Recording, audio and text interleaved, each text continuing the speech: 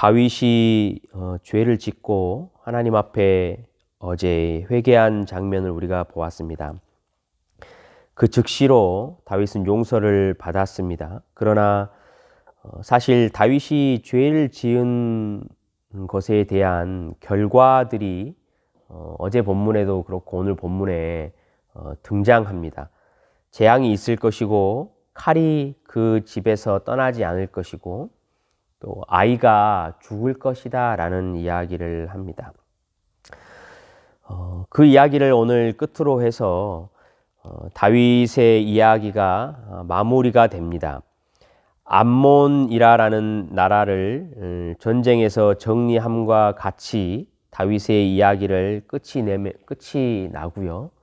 오늘 이 마무리를 하면서 저와 여러분 오늘날 우리 교회에게 하나님께서 주시는 메시지가 있습니다. 오늘 그 이야기들을 함께 좀 나누면 좋겠습니다. 우리는 다윗의 회개를 보면서 그리고 하나님의 죄 용서를 보면서 한 가지 질문을 하게 됩니다. 죄를 짓고 하나님이 죄 용서를 하셨음에도 불구하고 칼과 재앙과 이 아이가 죽는 이 일들이 그대로 이렇게 진행이 되는 것을 우리는 봅니다. 용서받지 못한 것인가? 아니면 도대체 무엇인가? 하나님이 용서를 하셨다고 하면서 왜 이 재앙들은 그대로 발생하게 되는 것인가? 다윗이 어제 그렇게 이야기하지요. 부자에게 가난한 자의 양을 뺏어가면 4배를 갚아야 될 것이다 라고 말하잖아요.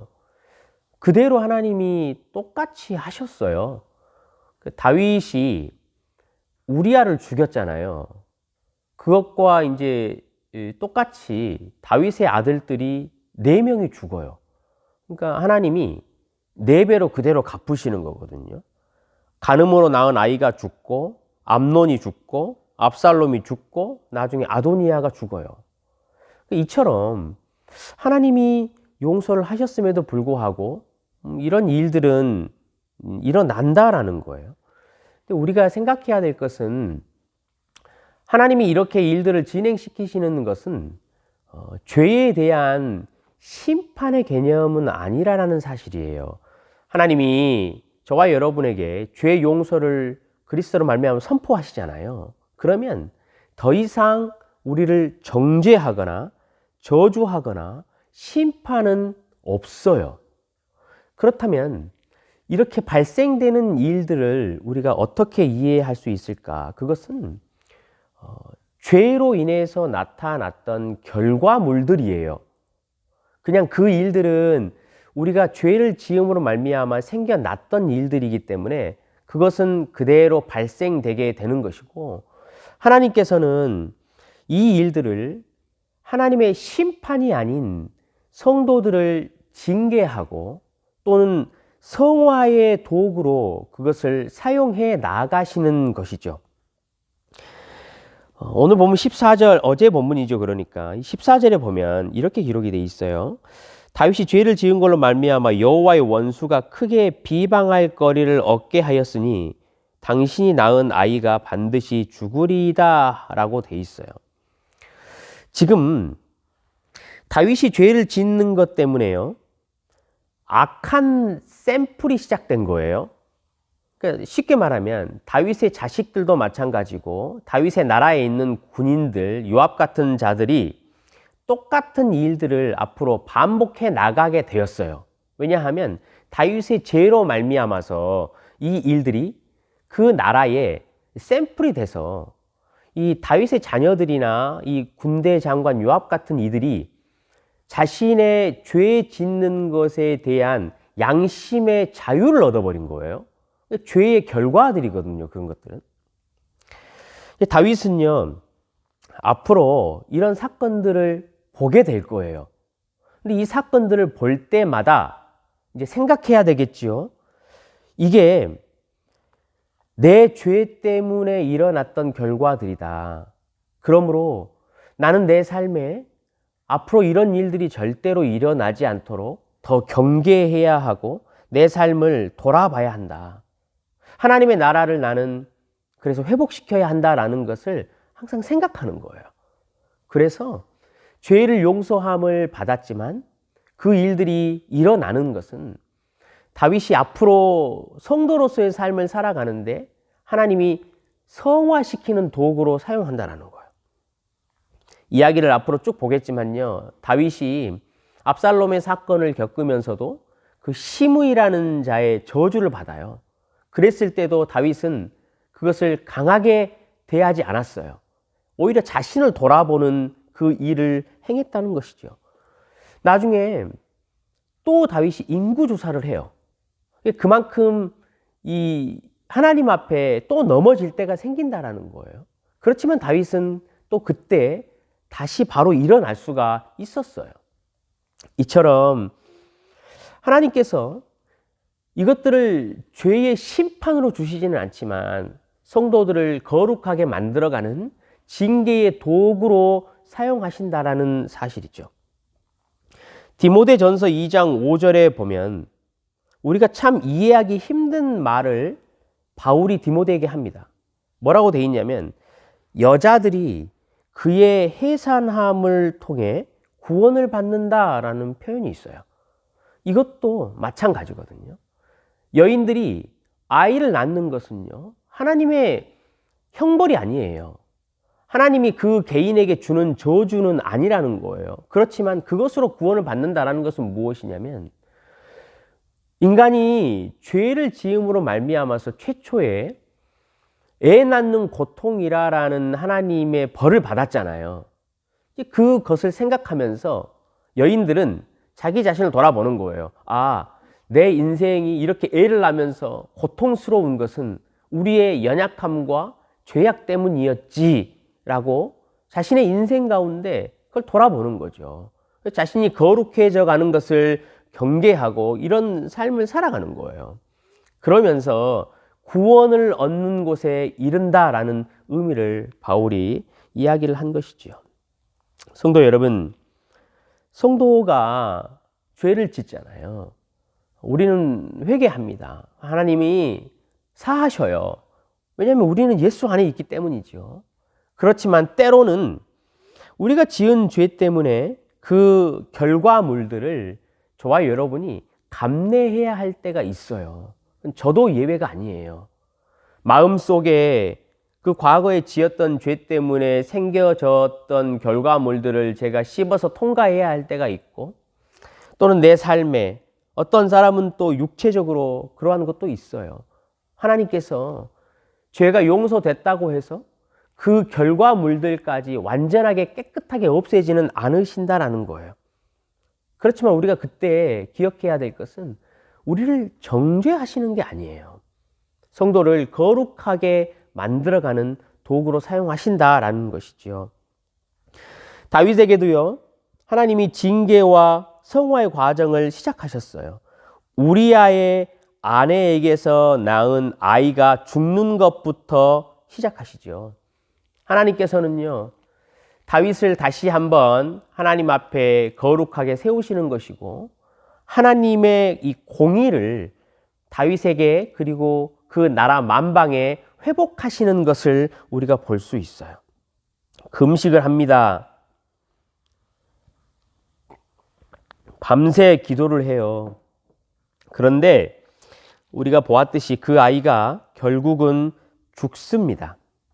그 아이가 죽자 다윗은 20절에 보면 여호와의 전에 들어가서 경배를 하고 마치 아무 일도 없었다는 듯이 음식을 먹습니다. 그렇게 하면서 이제 한바탕 1년에서 2년 동안 다윗에게 일어났던 전쟁과 같은 암흑이 정리가 됩니다. 암몬과 전쟁이 마무리되는 것과 같이 다윗에게 일어났던 그 흑암과 같았던 어두운 죄의 모습들이 정리가 되는 것처럼 이제 우리에게 보입니다. 이 이야기를 정리하면서 이제 11장, 12장의 다윗의 이야기를 통틀어 오늘 저와 여러분에게 참으로 하나님께서 주시는 큰 메시지가 있습니다. 우리가 크게 두 가지 메시지를 오늘 함께 좀 정리를 하면 좋을 것 같아요. 첫 번째 메시지가 무엇이냐면요. 하나님께서 이 다윗과 같은 자도 죄를 지을 수 있다라는 경고를 우리에게 하시는 거예요. 너무나 우리가 이 메시지를 통해서 잘 알 수 있는 것이지요.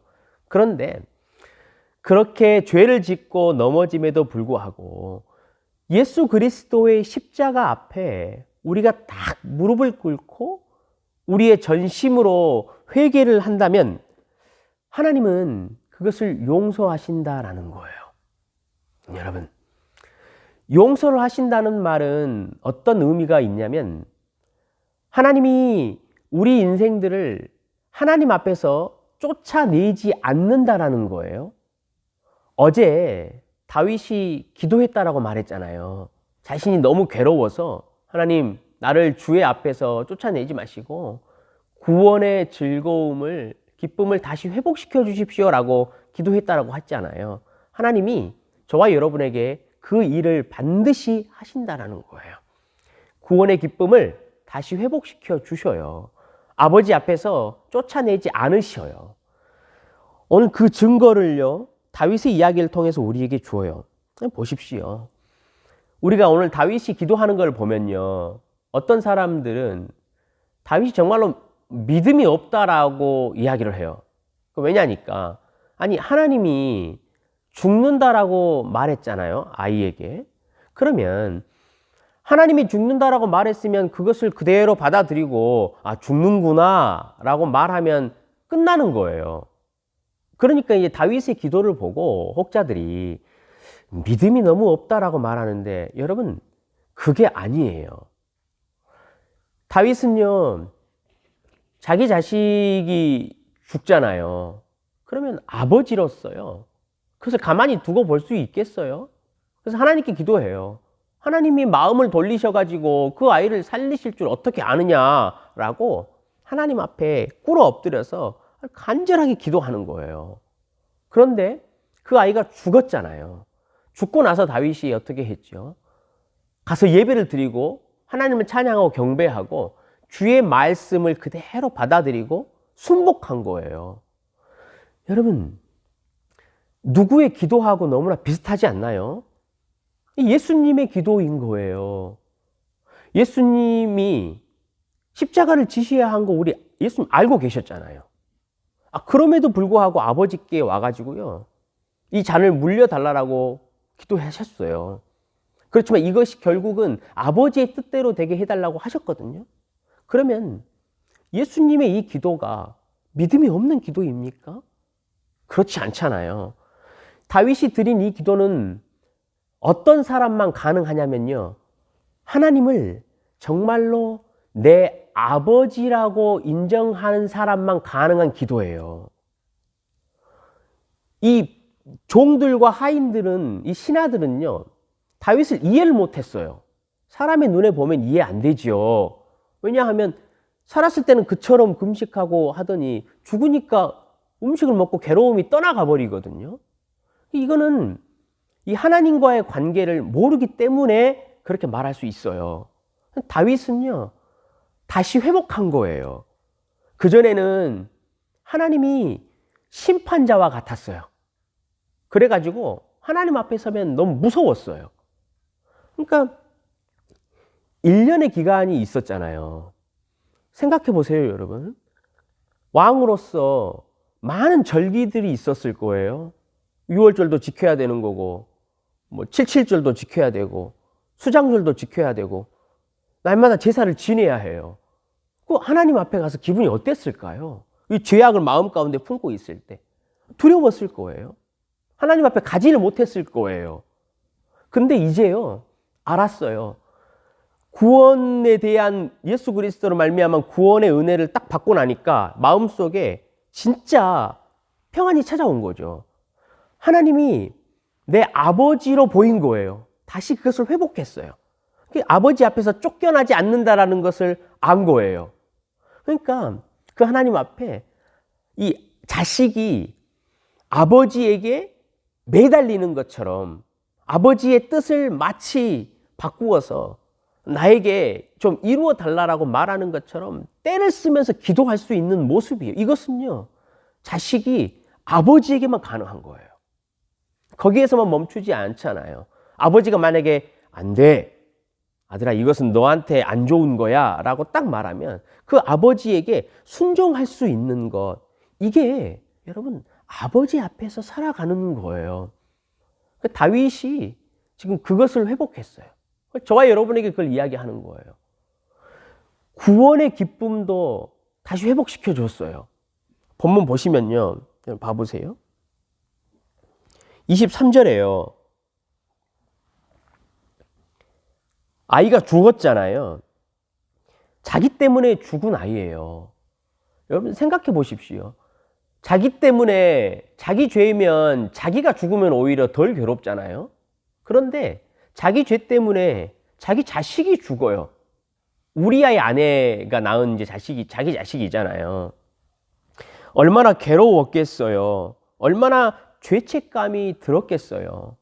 여러분, 이 자기 때문에 자기 자식이 죽었다고 생각을 해보세요. 저희 어머니도 그랬다고 제가 말씀드렸잖아요. 어릴 때 자기 자식이 사고로 죽으니까 사람들이 그랬어요. 아이가 어릴 때 죽으면 그거 부모의 죄다고. 마음이 얼마나 괴로웠겠어요. 죄책감 때문에. 그런데 다윗이요, 23절에 놀라운 이야기를 해요. 지금은 죽었으니 내가 어찌 금식하랴? 내가 다시 돌아오게 할 수 있느냐? 나는 그에게로 가려니와 그는 내게로 돌아오지 아니하리라 하시니라 라고 말을 해요. 이게 무슨 의미인가요? 자기 자식 구원받았다라는 의미예요. 나는 그에게로 간대요. 근데 다윗이 구원받았잖아요. 그러니까 자기가 앞으로 죽게 되면 그 자녀가 있는 곳으로 갈 수 있다라는 거예요. 그러니까 그 자녀는 지금 내 죄 때문에 죽었지만 이미 내가 앞으로 가게 될 하나님의 낙원에 이미 보좌에 있다라는 것을 다윗이 안 거예요. 그러니까 마음에요, 다윗의 괴로움이 자유함과 평안을 얻은 거예요.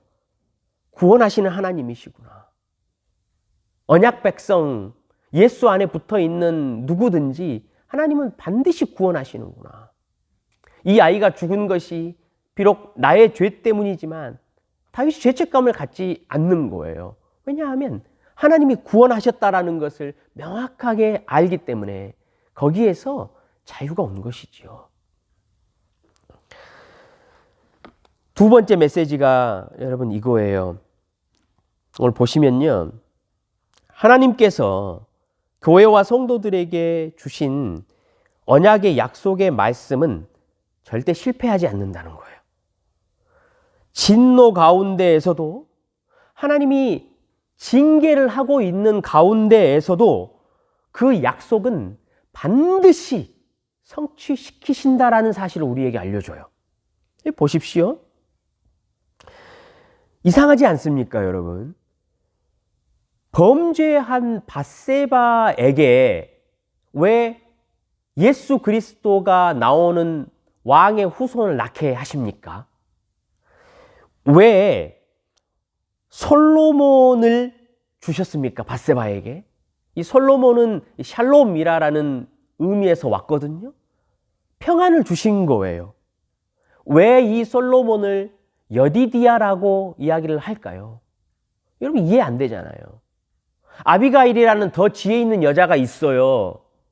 그러면 우리가 상식적으로 생각했을 때요, 아비가일에서 난 아이를 하나님이 택하셔가지고요, 예수 그리스도가 탄생하는 왕가를 만들어도 make sense가 되잖아요. 그런데요, 죄를 지었던 이 다윗과 밧세바 사이에서 다윗의 이 후손을 낳게 하시는 거거든요. 이게 하나님의 깊은 의도가 있어요.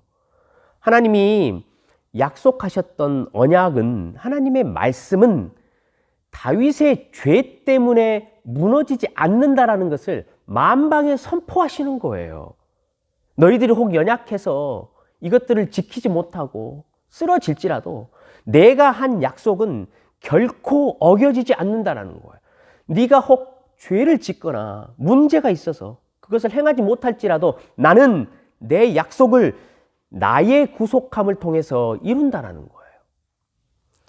성도 여러분, 얼마나 이것이 우리에게 안식과 평안을 줍니까? 나단을 보내서 확인을 시키잖아요. 우리에게 그 이야기를 하는 거예요. 하나님께서는요, 결국 이 이야기를 통해서 예수 그리스도를 보내시잖아요. 하나님의 나라를 세우시잖아요. 우리의 구원자를 세우시잖아요. 하나님의 여디디아를 이 땅 가운데 결국은 보내신 이야기예요. 그래서 오늘 어제 우리가 보셨던 이야기가 전체가 자꾸 보내신다라는 이야기를 하나님께서 하시고 마지막에 나단까지 보내시는 거거든요. 예수를 우리에게 보내셨어요. 그 이야기를 하는 거예요. 하나님의 약속과 말씀은 결코 사라지지 않는다라는 사실이에요. 성도 여러분, 우리는 어제 우리 자신들을 돌아보고 함께 회개하자라고 이야기를 했어요. 예수 그리스도의 십자가 앞에 우리가 우리의 것들을 다시 돌아보자라고 이야기를 했어요. 혹 그 회개를 했음에도 불구하고 우리의 죄의 결과들 때문에 어려움과 고통이 지속될 수 있어요. 마음에 이 번민들과 힘든 것들이 멈추지 않을 수 있단 말이에요. 그런데 우리가 잘 기억하셔야 해요. 이것은 하나님의 징계에 우리를 거룩하게 하시고자 하는 하나님의 성화의 도구라는 사실이에요. 하나님은 저와 여러분에게 말씀하셔요. 내가 징계 중에도 내 약속은 반드시 지킨다. 우리에게 말씀하셔요. 혹 여러분 어려운 마음 가운데 있든지 혹은 우리의 죄악의 결과 때문에 지친 상태에 있든지 오늘 주신 말씀을 잘 들어보세요. 우리에게 말씀하시거든요. 그래도 나는 너의 아버지다. 너는 내 자식이다. 그렇기 때문에 너는 그것을 신뢰하고 내 안에 꼭 붙어 있어라 라고 지금 말씀하시는 거예요. 내가 구원한 것은 변하지 않는다. 너에게 구원의 기쁨을 내가 허락할 것이다 라고 말씀하셔요. 오늘 저와 여러분이 하나님 앞에 이처럼 은혜를 구하는 자들이 되었으면 좋겠어요. 그리고 이제 우리가 하나님 앞에 이 다윗의 이야기를 통해 보면서 좀 더 겸손하게 하루하루를 좀 거룩을 향해서 살아갈 수 있는 저와 여러분이 되었으면 좋겠어요. 성도 여러분, 이 성도의 겸손을 저와 여러분이 마지막에 잘 기억하셔야 해요. 우리는 성도로서 살 때 이제 자꾸 죄인이다라는 이야기를 듣기 때문에 야, 나는 맞아. 나는 죄인이야. 어떻게 보면 맞거든요. 그런데요. 여러분, 나는 죄인이야. 나는 죄가 있어서 야, 아무것도 못해. 라는 이 좀 주눅 들어있는 죄의 눌림의 겸손이 아니에요. 잘 생각하셔야 해요. 아, 나는 죄인이야. 나는 그러니까 아무것도 못해. 하나님 앞에 이렇게 살아야 해. 여러분, 성도의 겸손은 그런 겸손이 아니에요. 그것은 성도를 폐쇄적으로 만들어요. 성도를 수동적으로 만들어요. 그러니까 아무것도 못하게 만들어요. 성도의 진짜 겸손은 어디서 나오냐면요. 내가 죄를 지었어요. 죄인임에도 불구하고, 죄인 중에 괴수임에도 불구하고 이 모든 죄악을 하나님이 값없이 거저 예수로 말미암아 용서하시는 그 사랑에 압도된 겸손이에요. 여러분, 성도의 겸손은 그런 겸손이에요.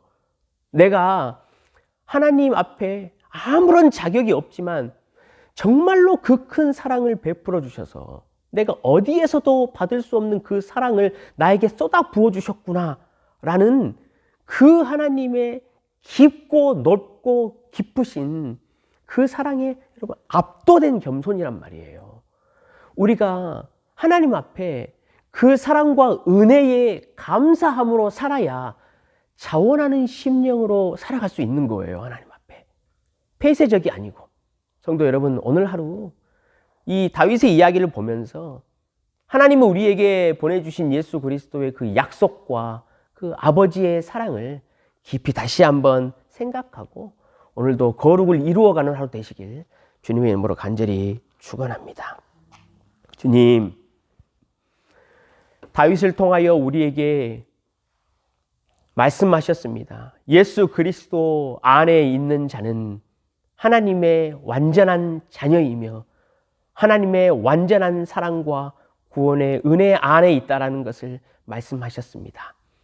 혹 우리가 죄의 결과로 말미암아 여전히 마음이 어렵고 힘든 가운데 살아갈지라도 우리를 거룩하게 하심임을 깨닫고 하나님 안에서 더 자유하고 더 겸손함으로 하루를 승리할 수 있도록 은혜 허락하여 주시옵소서. 감사드리며 예수 그리스도 이름으로 기도드리옵나이다.